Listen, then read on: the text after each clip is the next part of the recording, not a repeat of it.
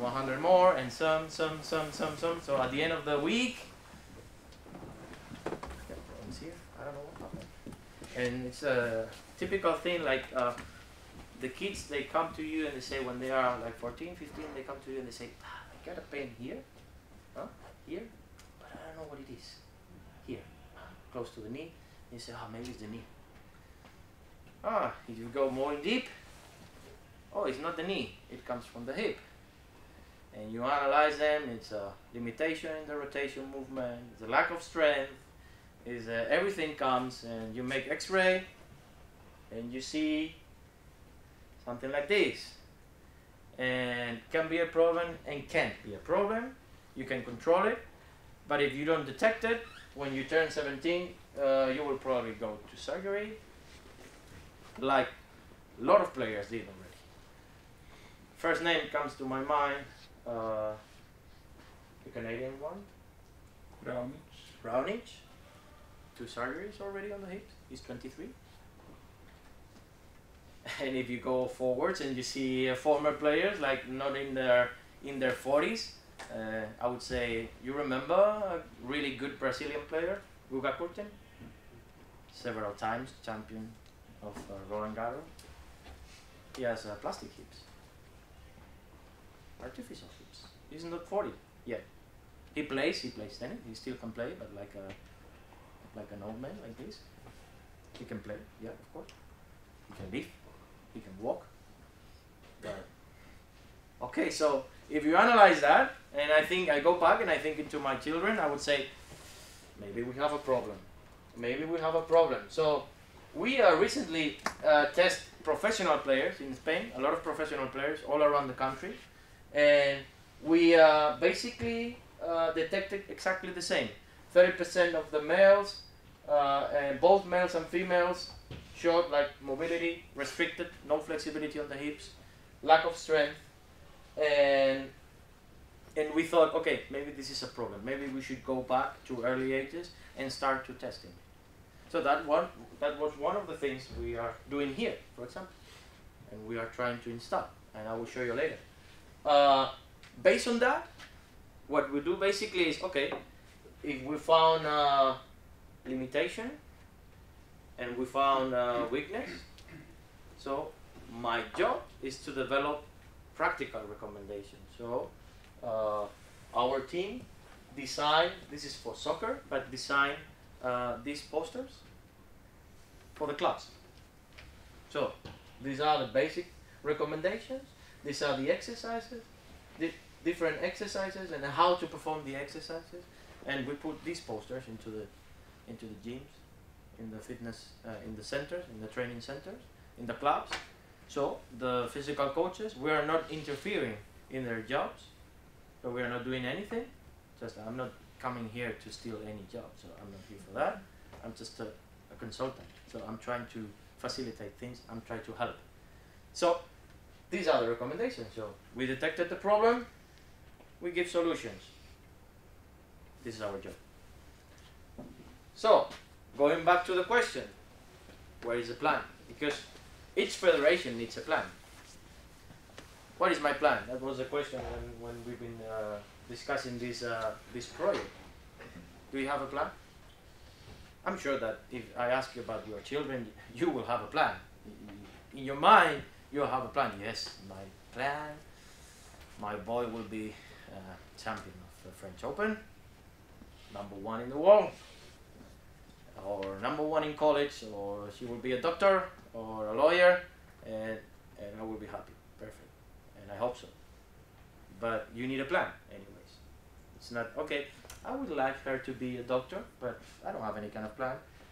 I don't care about what is she studying, if she likes sciences or if she likes humanities. And no, you need a plan. If you want her to be a doctor, you need her to, or she must study sciences, not humanities. So you need a plan. So exactly the same for sport. Okay, what we are interested in? Are we interested in the ranking? So it's so important, the ranking. It's really so important, because when I think about the ranking, I don't care. I don't care to play. When a player comes to me and he shows me that he wants to play and he's really interested, I don't care if he's number 100 or number 1000. Or even if he doesn't have a ranking, I don't care. Do you want to play? You want to get better? You want to improve? Yes. So bad. Perfect. So we're going to deal each other very good. If not, if your interest is just, no, I just want to be number 1. No matter how, I just want to compete every week to get points and to be number 1. And when I be number 1, yeah, maybe I would care about the problems. This is not the aim. And I tell you honestly, because I'm not a liar, I'm not coming here to sell anything. If you think about, yeah, you know, but yeah, that's nice, that's a nice speech, but I think ranking is the most important thing. So we're not going to deal good each other. Right? So we can be friends, we can have a beer or something, a coffee, and we can talk about life, but not about tennis. Don't try. So do I really want my kid to be under 12 world champion? What is that? Under 12 world champion. I know a guy who was he's a really nice guy. He's a really nice athlete. He really wants to be a tennis player. He's a tennis player. He was 2 times champion in Les Petites As in France. You know what is that, right? Now he's 700 in the world. When he was 12, he was a Nike player, up to 22 years old. How many thousands of euros a year, rackets, everything, coaches, EMG, Octagon, everything was okay for you, for your parents. So the parents went completely crazy. Said, hey, he's 12, he's 13. He's going through a lot of changes in the next few years. So, are you really want that? No, just name me 10 players. 10. It's not too much, 10 players. I'm sure that if I ask about 10 soccer players, you can name them, right? Just name 10 young players who were champions at the Les Petites As, and now they are professionals. You will probably find 2, 3 maximum. Okay, and these are 1 in a million again. Because if you analyze the names, I can tell you, there's a name here, it's Rafa Nadal. Who's that? Okay. There's another guy who's Andy Murray. Who's that one? Okay, so 1 in a million. 1 in a million again. So, do we have a plan? So that was the idea here, to try to create a long-term development program for the federation, for the country. Yesterday, Espen, he was asking me about, okay, what do you think we can be like a powerful nation in tennis? And my answer was, okay, why not? I don't see that Norway has any kind of limitation. Which kind of limitation you have? Don't you have facilities? Don't you have kids? Yes, you have kids. You have facilities. You have resources. Yes, a lot. If you compare your country with others, I would say, okay, I would bet for that. If I have to choose, if you compare your nation with others, why not? Is there any difference in terms of, maybe mentality, but in terms of physical development, no, there's no difference. The only difference is maybe are related to the program, to the project, to the long-term athlete development, to the involvement maybe of the players, of the parents, of the coaches. Maybe there should be a change, but not a huge change, just a small things to modify. So why not? But the only thing is, do I have a program? Do I have a project? Do I have a plan? So that's the idea. Dividing the development of the kids since they are young up to they get 18, 19, 20, and provide them with the tools, with the resources from a technical, tactical, physical, psychological point of view to be tennis players. Successful in terms of ranking or not, I don't care. I would tell you, I would treat a number 1 under 14 in the world exactly the same as a number 1,000 in Norway. I wouldn't care. If the parents come to me and say, hey, but this is number 1, he needs to do something special. Yes, train less and compete less. Probably. Probably. But we have to accept our limits. And then, what is that? What is this long-term athlete development? It's try to organize the training, the competition into the reality of the development, into the reality of the kids. So if there are under 14s, and I show you the numbers, I show you, okay, which is how much is too much, and all these things.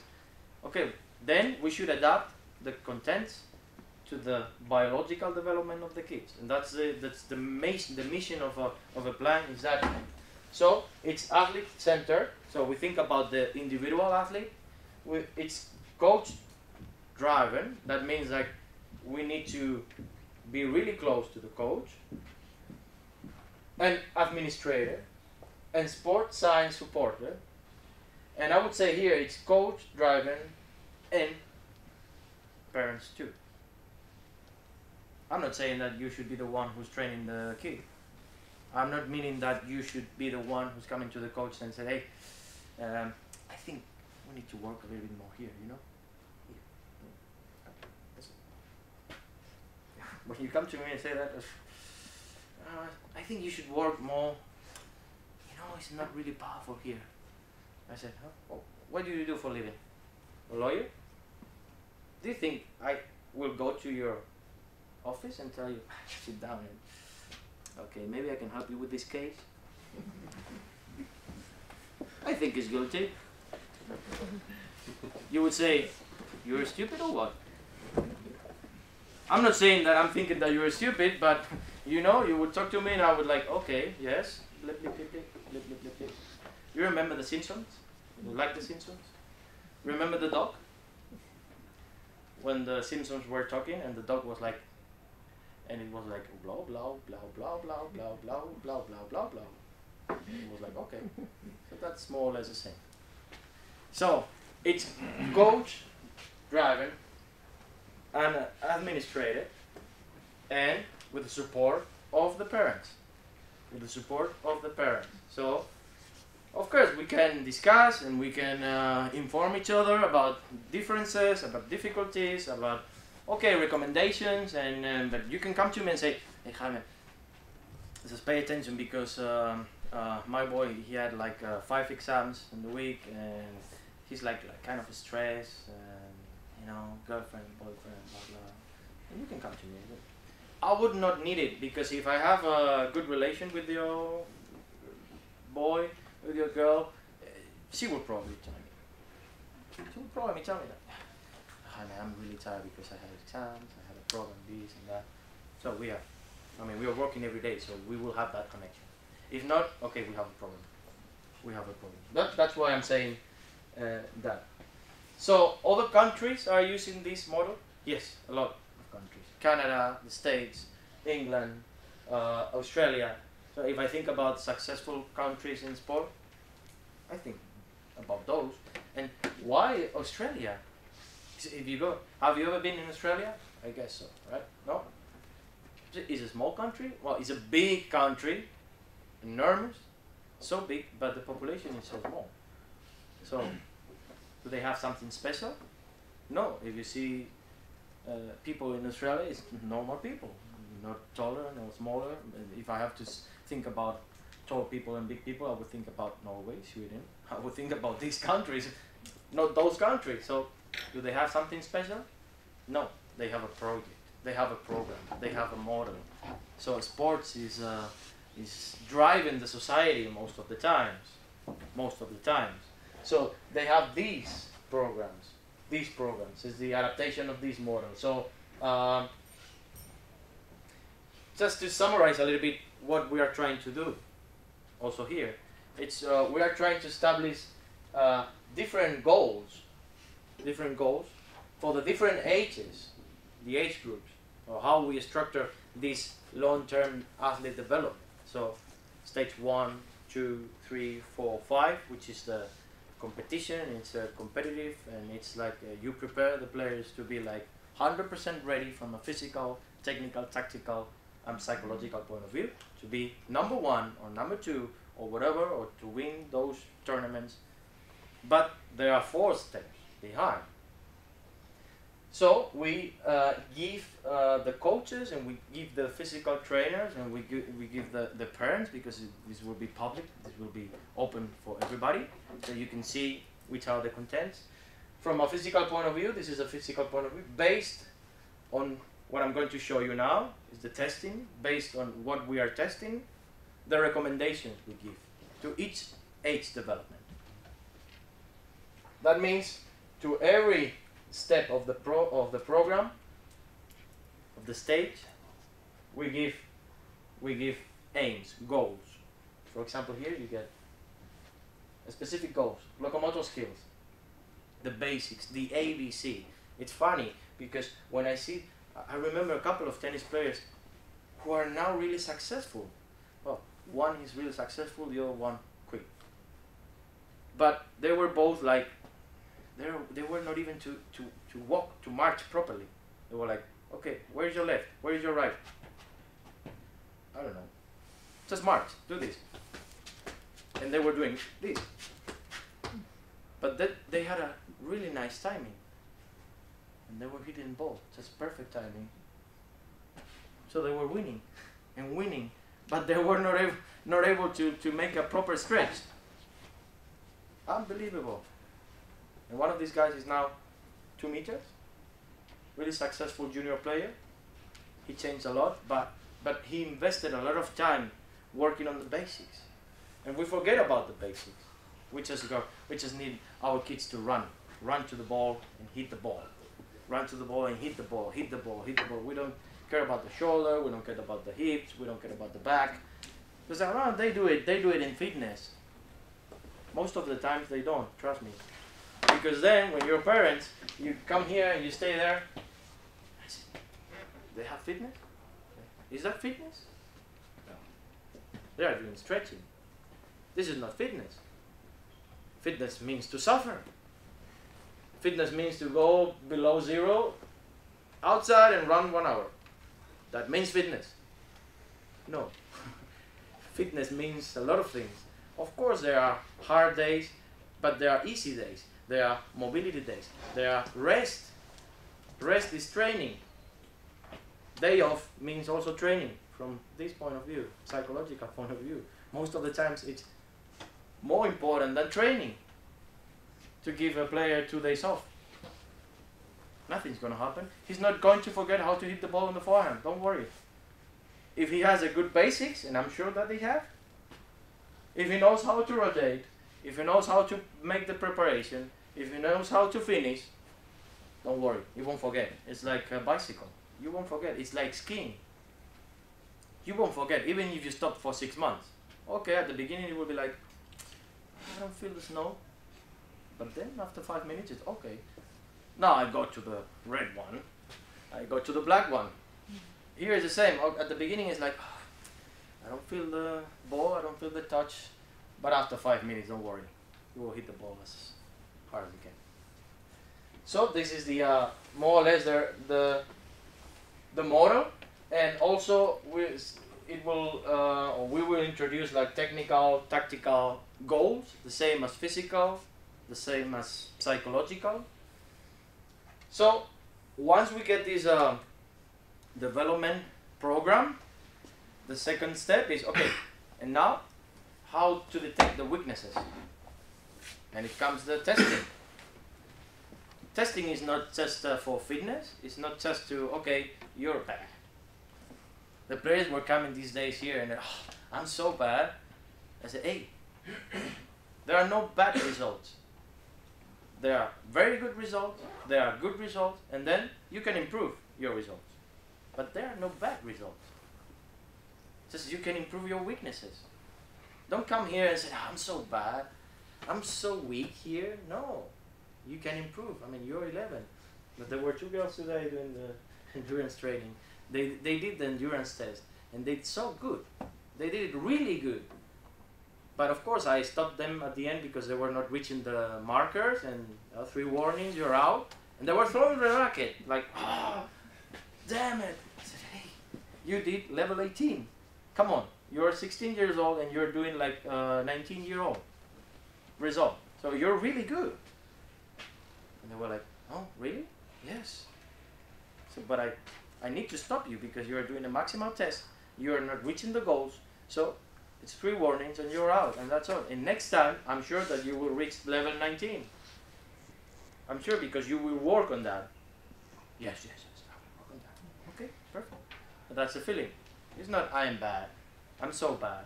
This is a typical feeling of tennis players. I'm so bad. I'm so bad on the forehand. I'm so bad on the serve. I'm so bad. When I compete with this girl, I'm so bad. I'm terrible. You hear that, several times? How many times do you hear that? I'm so bad. Yeah. So we should think about what to test and how to test it. So that was the first step. So we created, or not we created, it was developed already. So the only thing we had to do is to take out, okay, what is needed to be a good tennis player, and where are the main weaknesses of a tennis player, where are the injuries. So we know where are the injuries, we know where are the weaknesses, we know what tennis produces on the body. So the next step is how to test that. So that's the design of the fitness test battery. The aims of testing is first to identify the strengths of your kids and the weaknesses of your kids, to give recommendations, to get a baseline level. Okay, my under 12s are here. Where I want them to be? Here? Yeah, but here is what? Numbers, results, levels. It's not ranking, it's result. Because if I go back later to the ranking, and I will explain you how easy it is to change the behavior of you as a parent and of players. And it's really easy. Okay, you're number 1. Nice. You're a good player, huh? Number 1 in the country. That's nice. But now let me show you the results of the physical testing. Well, you're number 25. What do you think about it? No, it's not possible. Yes, it is. I take here the numbers. You have so many weaknesses, and it becomes number 25. So